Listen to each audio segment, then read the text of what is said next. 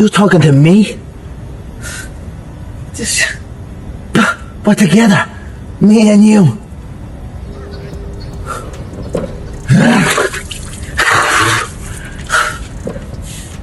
You're talking to me? You're talking to me? You're doubting me?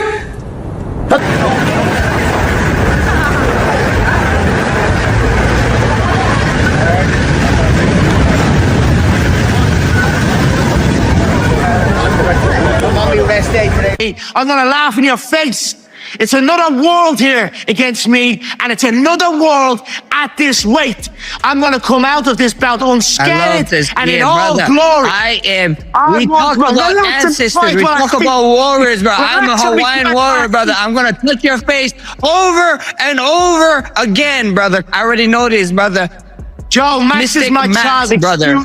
Welcome to the Mystic Max era, brother. Welcome back. Excuses, welcome back. Max is Max is here. Return of the Max, July 11th. A bunch of gloves is gonna get laid on that pretty face, brother. Keep it clean for me. I'm gonna box his ears off my hands down.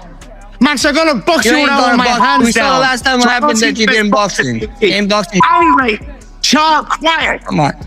Joe, I'm gonna come out of this fight unscathed. McGregor fight in July is gonna be fucking bananas.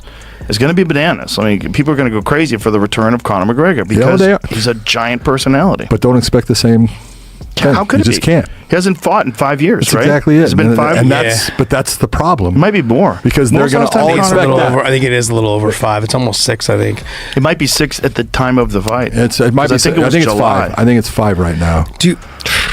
Are we expecting to see a Conor that looked like Nate this last fight? Or are we expecting to see a better Conor than someone that looked like Nate? Because Nate did not look good. No, but Mike Perry did. And Mike Perry looked like a fucking murderer. You know what I mean? Like Mike Perry is a murderer. He's a murderer. And this is such a savage. You take a look at that, and when you're taking an older fighter, which Nate is now, and you're 21. You're 5 fucking years ago, July. So it literally will be 6 years. Yep. Yeah.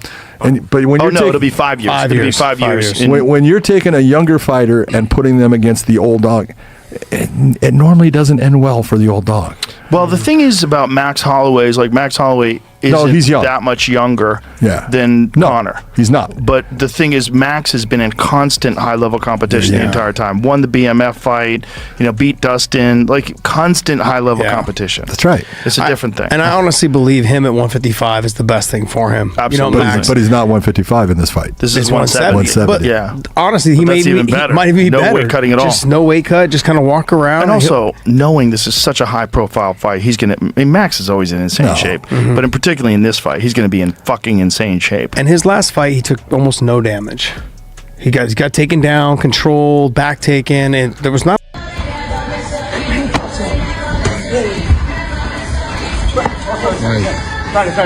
What's up?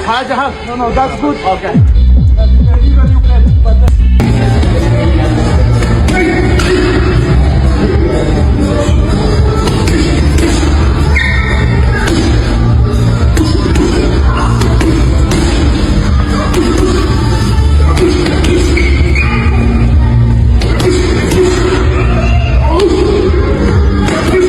When you look at what's going on the betting lines, the people that are supposed to be in the know don't tend to agree. Right now, Max Holloway is a minus 450 favorite. Conor is plus 300. That is a crazy number. Let me get to the best fight odds, right? Has Max minus 385. Those numbers tell you that they believe that we are going to see a lesser version of McGregor. But I also believe that because Conor is who he is, he will want to present something better, mostly because he will want to prove the doubters wrong. Conor McGregor, if this video comes across his timeline and he hears this, that will then spark something in him to go, Let me go in. After a lengthy hiatus from the sport he once ruled, Conor McGregor seems to be operating with an entirely new mindset. The intensity has returned, the drive has returned, and honestly, based on how he has been presenting himself recently, he appears more focused than he has been in a long time. The showdown ahead against Max Holloway isn't merely another bout on the schedule. For McGregor, this represents a declaration. This is his chance to step back inside that cage and show the entire world precisely who he is and what he can still accomplish. The tension building around this matchup is unlike almost anything witnessed in recent history. Supporters, competitors, commentators, and everyday viewers are all watching closely. Everyone is asking the same question. Is this the McGregor of old? Is this the man who dominated the sport and had the whole planet pausing everything just to witness him compete? Or did his time on the sidelines strip away something he can no longer recover? What can be confirmed is that based on everything observed during training, McGregor is genuinely putting in the effort. He isn't merely showing up to coast through workouts. Whether it's early morning gym sessions, hard-hitting sparring rounds, or refining particular skills and sequences, the commitment is unmistakable. The determination is authentic. He craves this outcome intensely, and that level of drive isn't something that can be manufactured. When a competitor is genuinely determined, it shows in their movement, their demeanor, and the way they discuss the challenge ahead. McGregor is displaying every one of those indicators, and that fact alone has plenty of people thrilled about what's on the horizon. McGregor hasn't fought since July 10th, 2021. We're looking at a clean 5 years come time. He's 1-3 in his last 4 bouts. Doesn't have the best luck against southpaws, Dustin Poirier, Nate Diaz. He's taking on Max Bless Holloway. Okay, Max Holloway, 27-9, 34 years in his absolute prime right now. He is 4-2 in his last 6 bouts. Last fight came from Charles Oliveira, body locking him, taking him down. Dustin Poirier, decision, unanimous. Ilya Topuria, KO Justin Gaethje. He KO'd Justin Gaethje, KO'd Chan Sung Jung.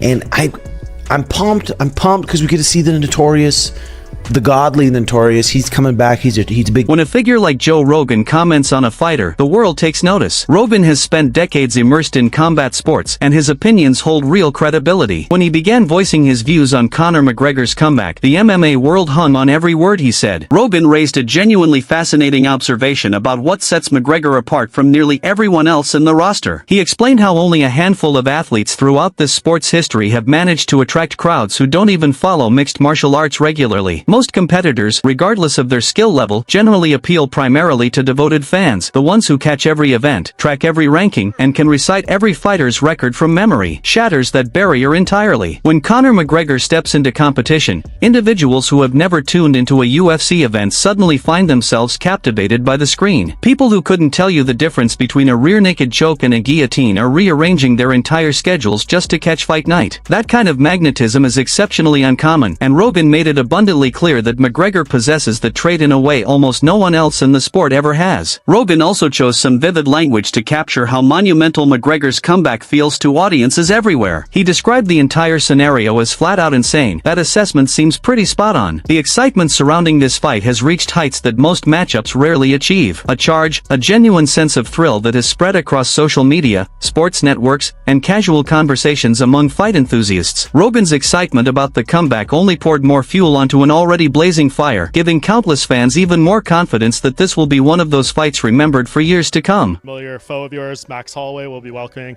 Conor McGregor back to the octagon next month, we all hope. If this fight does happen, it's at welterweight. How do you see this going? Can Conor do anything with the fighter you're probably more familiar with than anyone in Max Holloway? Well, we know that Conor hasn't been in the game for a long time, and I think a lot of people are thinking that he's just going to lose everything, but that's not the case. He's going to be dangerous. He's obviously going to still be very sharp, very explosive, still got a good eye. Is it the exact eye that he had when he was double champ and doing what he was doing? No, probably not, but still going to be very dangerous. And I know Max is going to respect that. Obviously they're going to want to put on a show, but at the same time you're going to know Conor will be very dangerous early. I think Max will make the right decisions to not just get in the fire straight away, and then start to work him later in them rounds. So we know that Conor, again, very dangerous, very explosive, but that is going to wear on you.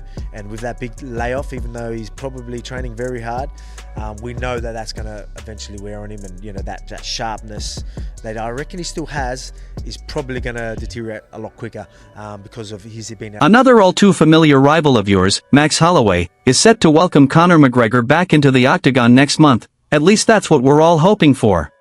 If this bout actually comes together, it's happening at welterweight. How do you picture this playing out? Can Conor pull off anything against, the fighter you probably know better than anyone else out there, Max Holloway? Well, we know that, Conor's been out of the sport for quite a while, and I think a lot of people assume he's just going to fall apart completely, but that's not really accurate. He's still going to bring danger. He's obviously still going to be sharp, still explosive, still have good instincts. Is it the exact same instinct he had back when he was double champ and running the show? Probably not. But he'll still be very dangerous. And I know Max is going to respect that. Obviously, both guys are going to want to put on a show. But at the same time, Conor is going to come out dangerous early. I think Max will make the smart calls to not just dive straight into the chaos, and then he'll start breaking him down as the rounds go on. Because, again, we know Conor is dangerous, very explosive. But that intensity is going to wear on him. And with that extended time off, even with hard training, that's eventually going to catch up with him. And that sharpness I think he still has is probably going to fade a lot faster because he's been away from the sport for so long. One of the qualities that has always set Conor McGregor apart from everyone else isn't just his physical gifts. It's his intellect, his capacity to analyze an opponent, dissect their approach, and then apply that knowledge in the most devastating way possible once inside the cage. Joe Rogan brought this up when discussing the preparation McGregor went through before facing Jose Aldo, and the picture he painted was truly striking. Rogan described footage showing McGregor doing something most fighters wouldn't even consider. He was breaking down Aldo's own techniques and then practicing those exact moves himself. He was essentially infiltrating Aldo's mindset before the fight even began. He was absorbing the style, grasping the rhythm, and figuring out how to turn those very tools against the man who had relied on them his entire career. That level of preparation reflects intelligence and dedication that goes well beyond simply grinding hard in the gym every day. And then came the left hand, the now iconic punch that finished the fight in a mere 13 seconds and left the entire world stunned. McGregor had rehearsed that specific strike countless times throughout his camp. He knew precisely how and when Aldo would be exposed to it. And when the opportunity arose, he didn't pause for even a heartbeat.